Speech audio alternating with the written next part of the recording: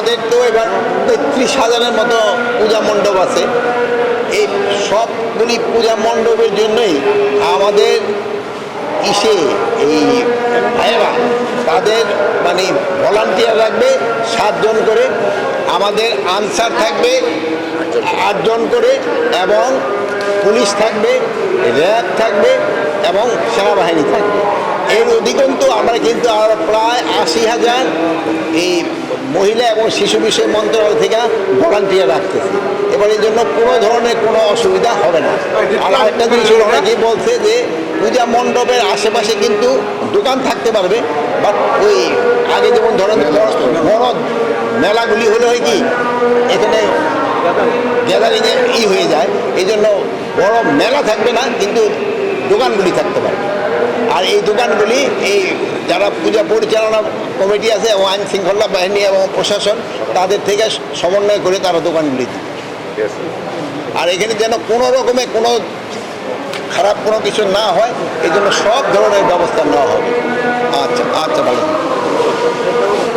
আজকে এই নারায়ণগঞ্জে আসার উদ্দেশ্য হলো আমি এই পূজা মণ্ডপটি পরিদর্শন করা এবং এইটার ভিতরে আমাদের যে মন্ত্রণালয় থেকে যে প্রিপারেশন নিচ্ছে এই সম্বন্ধে একটু জানা। তা আমি এরপরে অবশ্য জেলা প্রশাসকের কার্যালয়ে আমাদের একটা আইন শৃঙ্খলা কমিটির মিটিংও আছে, ওখানে পরে আমি যাব। তা আমি এখানে আসলাম, ভাইদের কাছে শুনলাম যে এইবার তাদের আয়োজন খুবই ভালো, এখানে কোনো ধরনের কোনো সমস্যা নেই।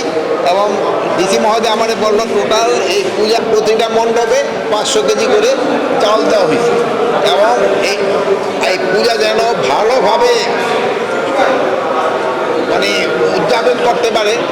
এবং এটার যেন এটা কিন্তু একটা ধর্মীয় অনুষ্ঠান, এটার কিন্তু পবিত্রতাও একটা রক্ষা করতে হবে, এবং এই সব ধর্ম মিলে যেন এখানে একভাবে কাজ করতে পারে এই ব্যবস্থা করা হয়েছে। এখানে কোনো ধরনের এই নিরাপত্তার ঝুঁকি আমার থেকে তো এরা বলতে পারবে, এরা তো বললো কোনো নিরাপত্তার ঝুঁকি নাই, এবং প্রত্যেক জায়গায় কিন্তু সিসিটিভির ব্যবস্থা করা হয়েছে। এবং আরেকটা আপনারা জানেন, এবার কিন্তু সব পূজা কমিটির সাথে যে আমাদের মিটিং হয়েছিল সেই সময় একটা ইনস্ট্রাকশন দেওয়া হয়েছে যে তারা এই মণ্ডপ তৈরি করার শুরু থেকেই তারা 24 ঘন্টার নিরাপত্তার ব্যবস্থা করবে, এবং এই জন্য তারা বিভিন্ন গার্ড মানে আমাদের সরকারি বাহিনী না, তাদের নিজস্ব থেকে তাদের থাকবে, কি জানি বলে স্বেচ্ছাসেবক থাকবে। এই স্বেচ্ছাসেবকরা এইটা দেখাশোনা করবে, এইটা তারা করতেছে। এবং 24 তারিখ থেকে আমাদের আনসাররা হয়ে যাবে, প্লাস আমাদের এই যে মহিলা এবং শিশু বিষয় মন্ত্রণালয় থেকেও চলে আসবে।